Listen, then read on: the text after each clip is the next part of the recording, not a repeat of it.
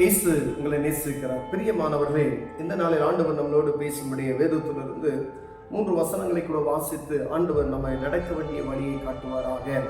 அது எரேமியா தீர்க்கதரிசியின் புஸ்தகம் 7வது அதிகாரம் 3, 5, 6 வசனங்கள் இப்படியாக சொல்லுகிறது. இஸ்ரவேலின் தேவனாகிய சேனைகள் கர்த்தர் சொல்கிறார், நீங்கள் உங்கள் வழிகளையும் உங்கள் கிரியைகளையும் நன்றாய் சீர்படுத்தி நீங்கள் மனுஷருக்கும் உள்ள வழக்கை நியாயமாய் தீர்த்து பரதேசியும் திக்கற்றவனையும் விதவையும் ஒடுக்காமல் குற்றமில்லாத இரத்தத்தை இந்த ஸ்தலத்திலே சிந்தாமலும் உங்களுக்கு கேடுண்டாக அந்நிய தேவர்களை பின்பற்றாமலும் இருப்பீர்களாகில் அப்பொழுது நான் உங்கள் பிதாக்களுக்கு கொடுத்த தேசமாகிய இந்த ஸ்தலத்திலே உங்களை சதா காலமும் குடியிருக்க பண்ணுவேன்.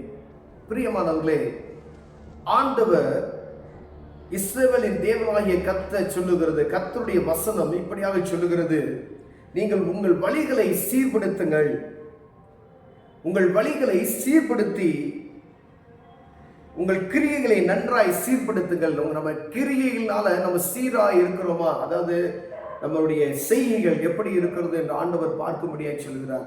உங்க வழியை உங்கள் கிரியைகளையும் நன்றாய் சீர்படுத்துங்கள். அப்ப ஆண்டவருக்கு விருப்பமான ஒரு காரியத்தை சரியாய் நம்ம நடக்கிறோமா என்று பார்க்கும்படி ஆண்டவர் விரும்புகிறார். பிரியமானவர்களே, நீங்கள் மனுஷனுக்கும் உள்ள வழக்கை நியாயமாய் தீர்கள். ஒரு நியாயம் விசாரிக்கிற அநீதி எதுவும் செய்யாதபடிக்கு நீதி சரிக்கணும். எங்கும் நீதி ஒழுங்கு நீதியற்று போன ஒரு சூழ்நிலைகள் காணப்படுகிறது நாம் பார்க்க முடிகிறது. ஒரு இடத்துல உதாரணத்துக்கு ஒரு கார்ல நம்ம ரோட்ல போகிற மனுஷனுக்குள்ள இயல்பான ஒரு காரியத்தை பாருங்க. நீதி நிலைநாட்டு நீதி இல்லை அப்படின்னு சொல்றதுக்கு வேகமா பைக்ல வந்து 2 பேர் இடிச்சுக்கிட்டாங்கன்னு வச்சுக்கோங்களேன்.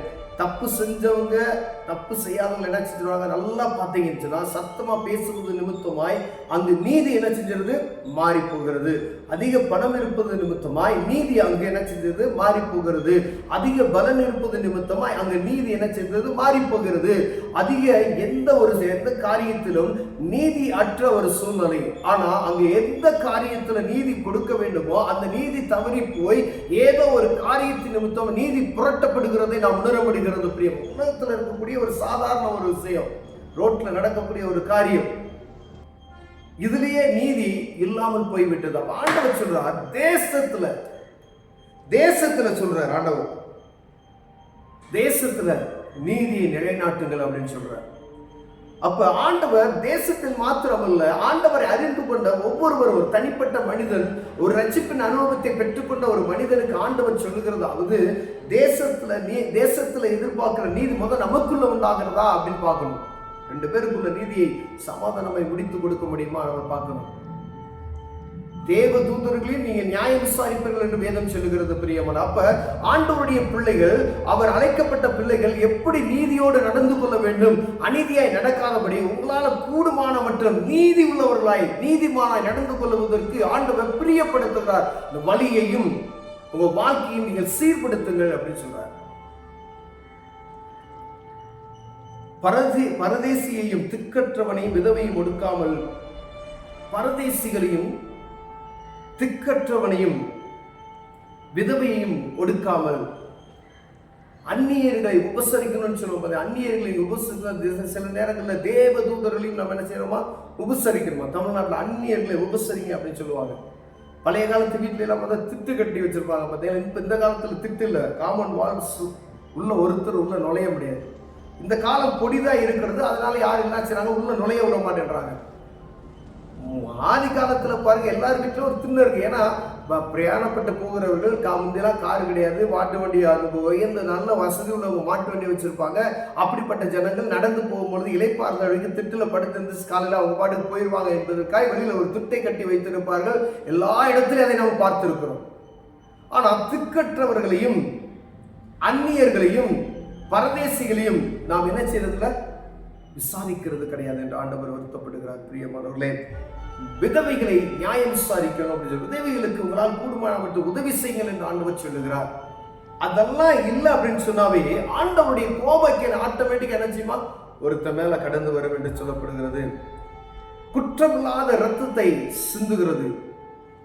குற்றமில்லாத ரத்தத்தை சிந்தினா அங்க சாபமும் பாவமும் பெருகி போகும். அந்த குடும்பமா இருந்தாலும் சரி, அது தேசமா இருந்தாலும் சரி, நாடா இருந்தாலும் சரி, ஒரு ஒரு குறிப்பிட்ட ஒரு காரியமா எந்த ஒரு இடத்துல குற்றமில்லாத ரத்தத்தை சிந்துகிற இடத்துல ஒரு போர் நடக்குது, அங்க என்ன செய்யணும், பயங்கரமான வார் நடந்து கொண்டு இருக்கிறது, ரத்தம் சிந்தப்படுகிறது, ஒன்றும் அறியாத ஒரு மனிதனை கொன்று போட்டு விடுகிறார்கள், அங்க என்ன செய்யும், சாபமும் பாவம் பெருகி போகும்.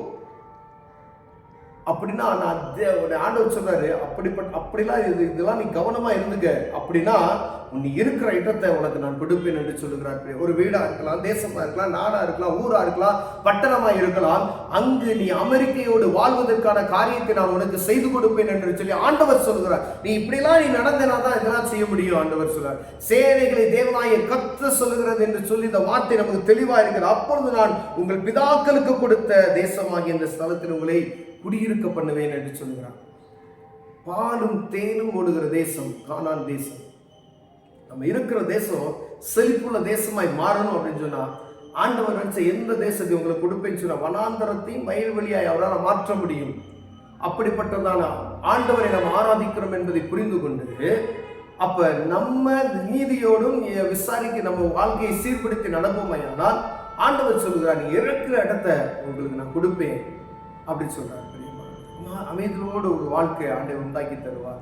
ஒருவேளை வாழ்க்கையை சீர்படுத்தி ஆண்டவருடைய பிள்ளை என்று மாறுதட்டி சொல்லி கொண்டு இருக்காமா, ஆனால் நம்ம இந்த காரியத்திலும் கடைபிடிக்கணும். நான் பைபிள் வாசிக்கிறேன், நான் ஊழியம் செய்கிறேன், இதெல்லாம் ஒரு பக்கம் இருந்தாலும் நீதி, நியாய விசாரிப்பு, மற்றவர்களை உபசரிப்பு, இப்படிப்பட்டதான காரியத்துல கொஞ்சம் கருணை காட்டணும். நம்ம இருதயம் ஆண்டவருடைய இருதயத்தை போல. அதுதான் ஆண்டவர் சொல்றாரு. இதெல்லாம் நம்ம கற்றுக் கொடுக்கிறார். அவருடைய பிள்ளைகள் இப்படிதான் இருக்கணும்னு சொல்லி.